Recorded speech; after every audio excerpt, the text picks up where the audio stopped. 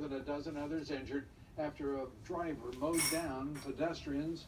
Fox News Chief Intelligence Correspondent Catherine Herridge live in Washington with the latest for us. Good evening, Catherine. Well, thank you, Lou, and good evening. Canadian officials tonight are calling it a major and complex investigation after a white rental van mowed down pedestrians during the lunch hour, leaving at least 9 dead and another 16 injured. Many tonight are at a level 1 trauma center.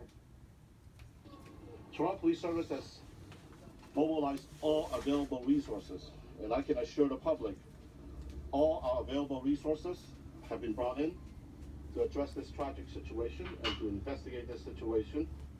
At approximately 1:30 Eastern, the emergency calls started coming in that a van going about 40 miles an hour jumped the curb, ramming pedestrians and anything else in its way.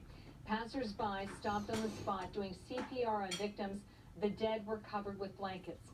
Witnesses described the incident as deliberate, with the vehicle traveling about a half mile along a major artery that runs north-south through the city of Toronto. After the van stopped near another major intersection, the suspect got out of the vehicle, brandishing a black object. Witnesses reported the suspect claimed to have a weapon before the police takedown. Canadian authorities have not identified the suspect, whether he acted alone, was part of a larger group, and no word yet on the motive. The terror group ISIS has called on its followers to use vehicles as weapons, as they did to deadly effect in Nice, France 2 years ago, killing 87 people. If confirmed as terrorism, the Toronto attack would be one of the worst on North American soil. I got to Young and Empress, and I seen a lady with her leg, and oh man, it's a gruesome scene. It's really bad out there. I couldn't believe what I seen, man. It was like, oh man, everybody, all these people on the streets getting hit one by one. Toronto law enforcement is now working closely with Canadian federal officials.